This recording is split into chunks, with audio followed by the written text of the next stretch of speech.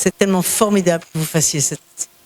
exposé sur les livres, cette journée sur les livres, parce que c'est la base pour que les enfants puissent avoir envie de lire. Et ce qu'on fait d'ailleurs pour commencer à l'école primaire, on distribue des livres à tous les enfants pendant une heure, une demi-heure, pour qu'ils s'habituent à pouvoir voir un beau livre avec plein de couleurs, des dessins, des choses amusantes. Moi, je suis pour l'enseignement par le plaisir. C'est que je suis convaincue. J'ai pris l'exemple de Cap Skirring, où les enfants, il y avait moins de 60% de réussite en 6e. Après une année de bibliothèque, ils sont passés à 94% de réussite. Simplement des livres qu'ils avaient le choix de prendre ou de ne pas prendre, d'emprunter. Ça a été fantastique. Et j'ai compris là que les livres étaient nécessaires. Mais pas seulement au Sénégal, dans le monde entier, où les enfants, malheureusement, ne lisent plus. Parce que la télévision est allumée toute la journée à la maison, parce qu'ils ont l'impression que c'est difficile. Or, il faut commencer par des livres faciles. Ici derrière, il y a le livre du Cid. Le Cid, c'est pas drôle à lire. Tourneille, c'est pas très drôle à lire. Il faut commencer par les petits, leur donner envie de lire. Même s'ils savent pas lire, qu'ils tournent les pages, qu'ils voient les images. Il faut que les enfants tombent amoureux des livres. Et ensuite, ce sont les meilleurs. Vous avez une grande chance qu'on fasse la journée mondiale du livre et pas la journée mondiale du sucre. Je pense que ce ne sont pas les élèves qui doivent faire un effort, ce sont les enseignants, c'est la direction des écoles qui doivent le mettre à leur disposition. Comme nous faisons ici, nous allons dans les classes, parce que les enfants ne vont plus dans les bibliothèques. Nous avons une magnifique bibliothèque, plusieurs d'ailleurs ici, mais il faut leur ramener les livres sur la table, chacun, 30 minutes de lecture, comme a initié notre prof de français, comme vous avez initié à l'école primaire. Leur mettre un livre devant, et ils sont là passionnés. Je vous laisserai une photo pour vous montrer. Ils sont tellement passionnés de voir ces livres, ils ne sont pas habitués. Et après, ils en reveulent. Ils veulent les emprunter à la maison, puis ils les échangent. Tomber amoureux des livres, c'est ça qui est important. waaw bi su livre moom képp ki nga xam ne sa doom day jàng école wala xam-xam boo bëgg a xam rek livre mën na la si dimbale bu baax ndax livre dafa bari njariñ mooy wax livre bari njariñ livre buy digle lu baax di tere lu bon moom moo tax may wax waaw ndax yaa livre et livre moo tax ñun bis bi nga xam ne ñu koy jàglee lecture ak livre bis bu ñu rafetlu la ndax ñun jàngalekat lu ñu te jàngalekat ak téere moom kenn mënu leen teqale moo tax ñu yaakaar ni daal livre daal dala mën ko remplacer. waaw lu waral ñu am bibliothèque bi nga xam ni comme ni nga ko waxee yaakaar naa ni école yu ko am Thiès école privée yi même public yi barewul lii leen ñu ngi ko am ndax du ñu am si benn partenaire bu ñuy wax Yannick Arlabostit française mooy mu dëkk Suisse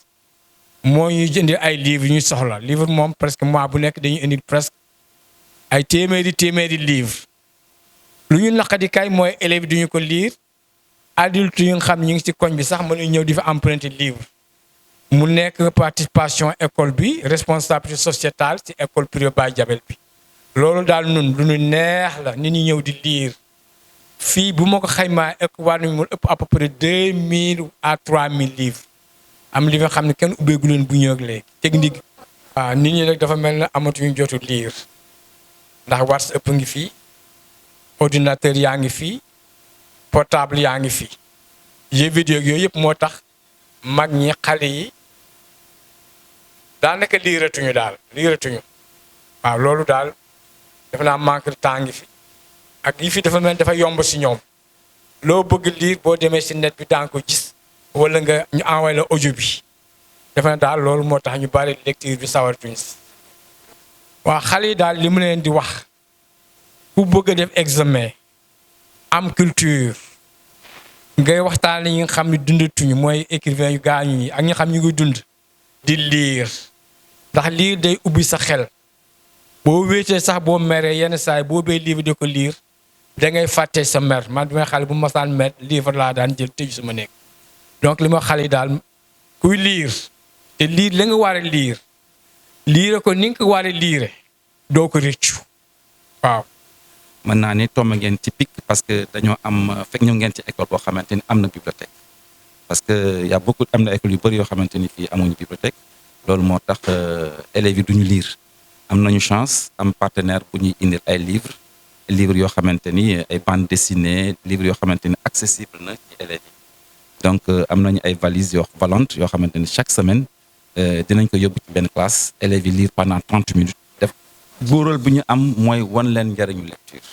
ni lecture jàng lépp lecture la booy lire ci ngay mën a xam li ngay jàng mooy lan loo gën a lire te jàng li gën a yomb waaye mais fekkente na ñoo topp télé yi topp écran magnétophone yi téléphone yi du ñu xam dara alors que lecture mooy base yu lépp lu ñu gën a mën a lire rek seen jàng di gën a yomb ñun nag suñu rôle mooy gën leen xañ pousser ci lecture bien sûr loolu moo tax à partir d'aujourd'hui dinañ leen expliquer l'importance de la journée de la lecture que ni am na journée njariñ bu ñu jox lecture ba wutal ko journée ça montre que lecture dafa am njariñ ci njàng te loolu c'est une occasion ci ñun bu ñu fi jógee suba dinañ leen expliquer davantage lan mooy njariñu lecture ci njàng. dafa am ñaari mbir yu xew ci jamono bi tey jii mu nekk nouvelle technologie en même temps tamit maanaam pour dem bibliothèque dafa mel ne dafa day jël temps bu pare ci xale bi léegi lan moo waral comme question bi ma laaj nii lan moo waral élèves yi di jël seen téléphone di ko parce que téléphone dafa gën a noppale que livre bi ngay jël parce que mën nga jël livre di def seen durant li ngay def nii nga def ko nga lire nii nga daal di lire mën nga faa fekk ñeneen ñoo xam ne bëggoo ñu xamal mu nekk xaw a mu nekk koo xam ne dangaa orgueil ci livre bi waaw wala soit nga boo yore sa téléphone li ma lay expliquer mooy que élève bi ngay xamante ni mën naa jël téléphone am pour mën a lire bokkul ak élève bi nga xamante ne mën naa jël livre bi tey mën nga koo jël lire tuuti mën ngaa lire 2 pages nga tëj bi mais tey nga jël si téléphone tamit dugg ci lire mën nga lire minimum 2 pages wala 3 pages waaw foofu nag mooy maanaam dafa am leneen loo xam ne da lay may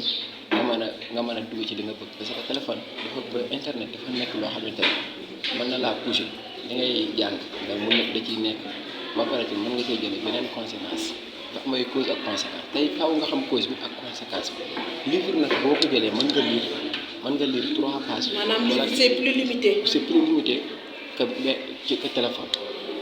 téléphone mën nga cee nekk pendant 3 heures de temps doo jëlee loo xamante ne dina la intéressé que livre nag mën nga ci jël loo xamante ne tey jii dina la xaw a intéressé waaw foofu la différent bi nekk waaw comme tey man ñu delluwaat ci livre te ñu delluwaat ci bibliothèque pour mën a defaat suñu étude loo xamante ne parce que livre dafay dundal culture générale boo xamante ne tey jii dina la mën a dama koy commencé sama bopp parce que man boo xoolee jëlee naa ci livre ci lu bari daal coo xamante ni mën naa ko may tey man maa ngi internat laa nekk en même temps maa ngi dëkk Médina Fall di jàng seek li nii tey bokk na ci li tax li ma poussé livre moom mën a def kii yu bari daal parce que internat boo fa nekkee daf lay poussé nga mën a def yenn kii bu baax a baax waaw je remercie monsieur Doumbia moom Doumbia parce que